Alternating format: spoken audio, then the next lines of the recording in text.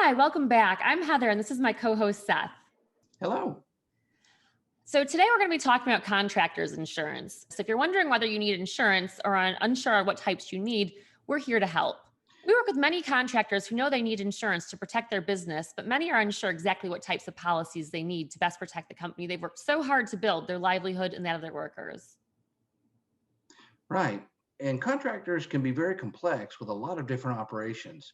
And so, can you just imagine going to work without coverage? Because in the event of a claim or a loss, you will be sued. It's not necessarily an if. And it's not always in the case of negligence. Let's be honest, that does happen. But generally, it's due to just the little things and the exposure of you being out working all the time. Yeah, so Seth, let's chat about what type of insurance do all contractors need? So the biggest one and the cornerstone of all of the insurance portfolio should be general liability because it covers, every segment of your operation, everything that you do is covered by your general liability. Now, with some caveats, of course, which we'll get into later, but general liability protects your operation, your work, and actually your products. And quite honestly, you're not going to be able to get contracts unless you have general liability. Yeah, that's right. And if someone who doesn't work for your company gets hurt or property gets damaged unintentionally by you or your crew, your contractor will be held liable. When you have general liability insurance, third parties can file a claim and your insurer will cover that damage that was caused, along with legal expenses. And you can also even be covered for the time that you have to take off work to defend the lawsuit. If you have commercial general liability insurance policy, you'll be covered up to certain amounts as stated in the policy. And if you're working on a job with another contractor, their insurance policies often require you and any company that you may work for to maintain an insurance policy as well. Otherwise, their coverage can be voided. There's a lot of different coverage amounts that you need to take into consideration. The most common is a million per occurrence with a 2 million general aggregate, which we kind of covered in our last segment. The other things that you need to take into consideration is personal and advertising injury. And then products and completed operations is really the biggest one for contractors because that's the insurance on the work that you're performing. It also has like damages of premises rented by you. So if you're renting an office and for whatever reason, the space heater that you put in burns the building down, so you're going to want that coverage. And then medical expenses as well. And that's to pay to third parties really regardless of fault for any medical incidental injuries. Yeah, and workers' comp is also super important. Many places you submit bids to or need to be licensed by will require this coverage. So yeah, you're right. Workers' comp is incredibly important, and you're not going to get that job unless you carry it and it can provide proof. It covers for work-related physical injuries, disability, ongoing care of people that are injured, lost wages, and then in the event of the ultimate loss and death, there's a funeral benefit associated with that. And this is to cover your employee only. General liability is going to cover bodily injury to other third parties, but if they're an employee of yours, this is that coverage that you're going to want to preserve their health. That's right. And then there's also commercial auto, which is another policy you might want to add on if you have a vehicle that you use for work. And this applies not just to vehicles that your company owns, but also ones that you might use on occasion for business, such as your own car that you're using to transport tools to a location, since your personal auto policy will not be covering that when you're on the way to a job. And it also covers autos that you might rent or are non-owned, such as when your employees might use their cars to transport their tools to a job site. That's exactly right. And that's incredibly important because vehicles, whether they're a direct or indirect use in your business, there's always exposure there. And it doesn't just cover cars and trucks, but it can also cover other equipment that's designed to be driven on the roadway. So basically, if you have to register it and tag it through your state and it has blinkers on it, things that are going to let you drive it on the road, you're going to need to have commercial auto on that. Now, on the other side of that, for equipment, so let's say you're renting an excavator or, something of that nature. That's not going to be a commercial auto, but the liability for operating that is going to be covered by your commercial general liability. And then for physical damage of those, that's covered in inland marine, which we'll cover here in a little bit. That's right. And The next coverage that you're going to want is probably going to be property insurance. Property doesn't just cover your real estate property. It also, such as your business premises, but it also covers your business personal property. So business personal property is one of these, it's very important because it's basically the contents of where you're doing business. And so the way that I always explained it to customers was, if I took that building, and I'm not going to physically take your building and turn it upside down, but if we could and we shake it, what's going to fall out? That's your business personal property. The property of your equipment, things of that nature, when you're away from the place that you're doing business as, so your home office, basically, wherever you're conducting business. But when you're in the field, that falls to that inland marine, which we'll talk about in a minute again as well. And as you just mentioned, another important coverage is inland marine. This is important because if you're installing things or transporting equipment and tools site to site, this coverage will protect your business personal property when it's in transit or waiting to be installed at a work site. So, Heather, inland marine, when I first got into insurance, it didn't make any sense because I think of marine as boat. And if you go back in the history, which we're not going to, because I'm not going to take a lot of time on that, but inland marine is an equipment or a tool coverage. And for contractors, it's incredibly important to have that because, like you said, it does cover that equipment regardless of the location. And so you're going to want to make sure and have that. So let's take a roofer, for instance. A roofer has a lot of equipment. They're going to have air compressors, hand tools, all of the, the little, hopefully they're not carrying the shingles up the ladder. They have a little conveyor that they drive out, that they put them on the roof.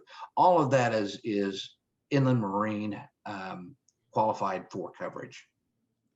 Yeah, and professional liability is also going to be useful to you if you're making drawings or plans. This protects you against unintentional mistakes that can cause damage to your clients. So professional liability for contractors, a lot of contractors think, well, I don't necessarily need that. But I'm going to give you an example of like a project manager. So you're a contractor, you're in charge of a whole project because you're coordinating all your subcontractors, and you're responsible for providing reports that are given to whoever has hired you for that. Well, your professional liability is going to cover the contents of those reports and make sure that you don't make any error, cover any errors that you might actually make.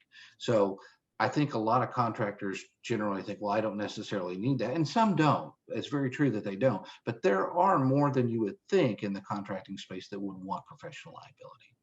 Absolutely. And also, any person or company with a financial interest in a construction project needs builder's risk insurance. Some common people that may want to be included on the policy as additional insureds would be the property owner, a general contractor, subcontractors, the lender, and any architects that might be involved in the project. Absolutely.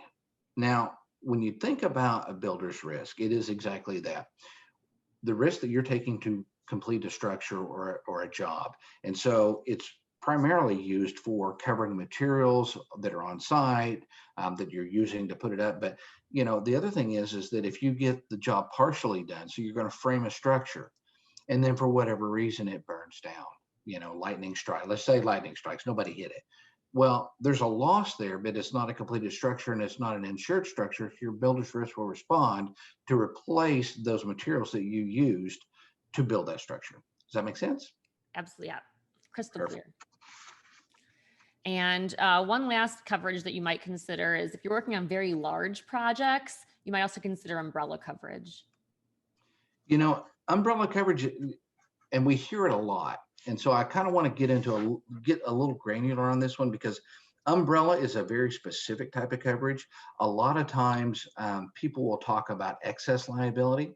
And so an umbrella is exactly that. It covers over and gives additional liability limits to underlying limits. So your general liability, it will add $1 million or however much the limit is on that on top of general liability, your workers' comp, your commercial auto. And so it's not just one line. Excess liability, on the other hand, if you put excess liability, it's just going to increase and give a secondary layer to your general liability. But an umbrella is a more comprehensive policy that covers more than just one line of business. That's right. And a few other questions that we get from contractors about their coverage and policy needs are, one of the things that I hear a lot is, Why are some types of contractors insurance more expensive than others? Well, it comes down to the exposure. What are you doing? And one thing, I have a decade of selling contractors insurance to contractors, and a lot of times, well, what I'm doing is not as scary as what this excavator is doing over here. Well, that may or may not be true, and you have to take loss history, you have to take, legal precedents, you have to take all of these things into consideration. And a good agent will consult with you, walk through that, and let you understand exactly what the exposures are, because something that you think is minor may have last year provided $1 million claim that you don't know about. And so it's not always that it's more expensive, it's that there's exposures there that you may not understand or see.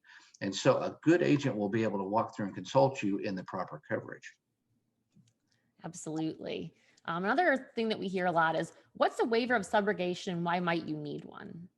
Oh my. So waiver of subrogation.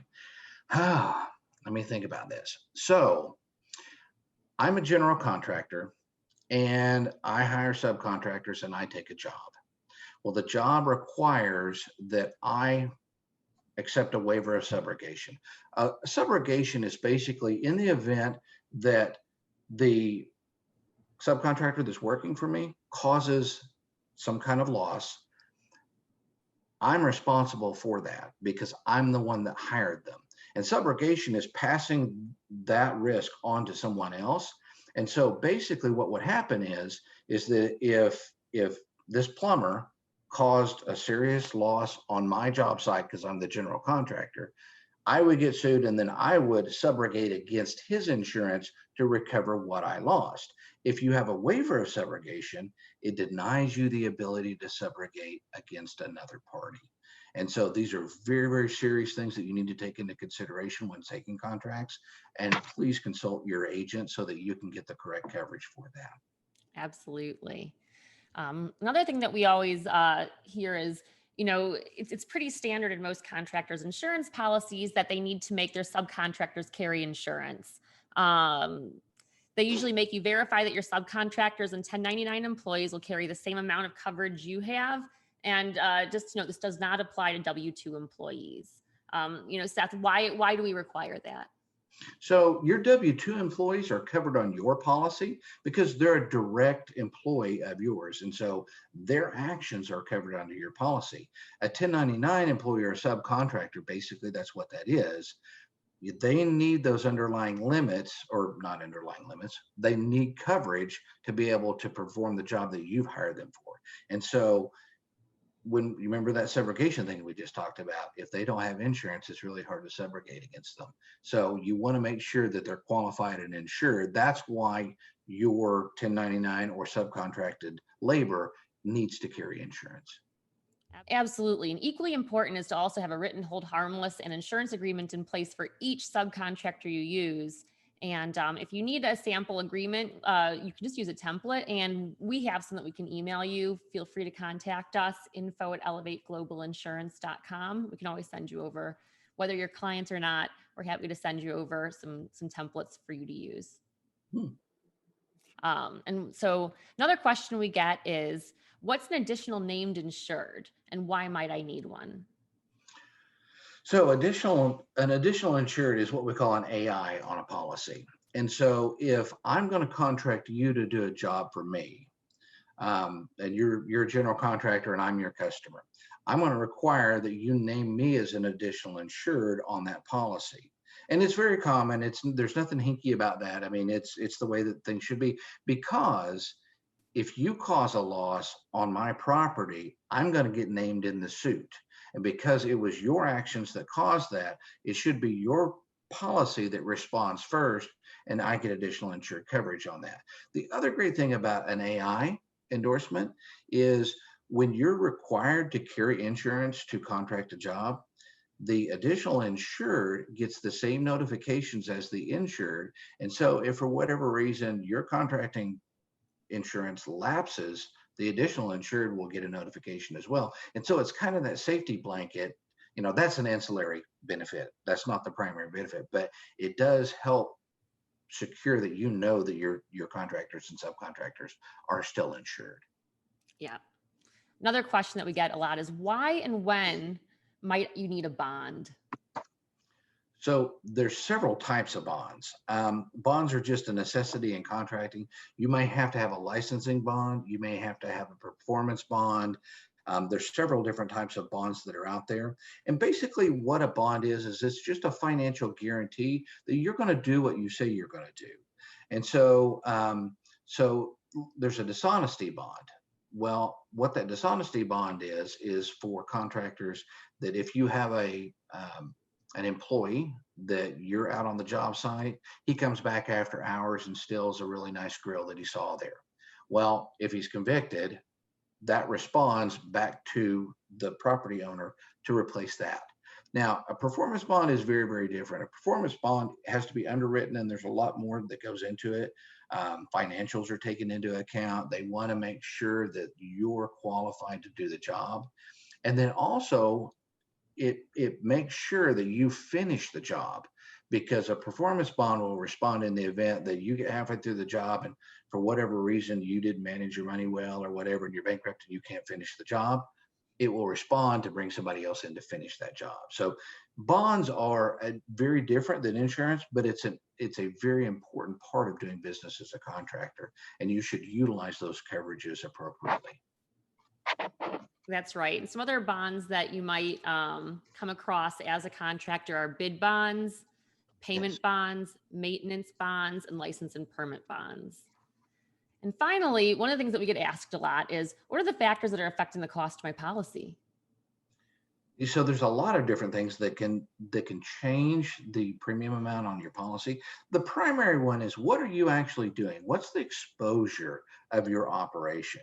But other things is your loss history. Sometimes your credit can come into play as well. The size of the business, how long you've been in business, size of the project, scope of the project, and then the coverage and deductibles. So the more coverage that you have, the more expensive it's going to be. You can mitigate against that by changing your deductibles. So if you have $1,000 deductible, it's going to be X dollars. If you raise that to $2,500, the premium will go down a little bit. So there's some ways to work that around, but there's a lot of different things that come into what actually dictates your premium. Absolutely. So in summary, just to kind of go over real quick, all contractors should carry at minimum general liability and workers' comp insurance. And depending on what your needs are, you'll likely need to add on a couple of other important coverages, including commercial auto, professional liability, property, business personal property, inland marine, builder's risk, umbrella, and you might need various bonds as well. Mm-hmm. So thank you for joining us. I hope you learned a lot, and we'll be back next time. If you have anything that you would like us to speak about, just let us know. Absolutely. Feel free to leave a comment below or email us at info@elevateglobalinsurance.com. We have guests on often, so if you have any requests, feel free to, ask that way, or if you have any questions on insurance, feel free to reach out. Have a great week. All right. Goodbye.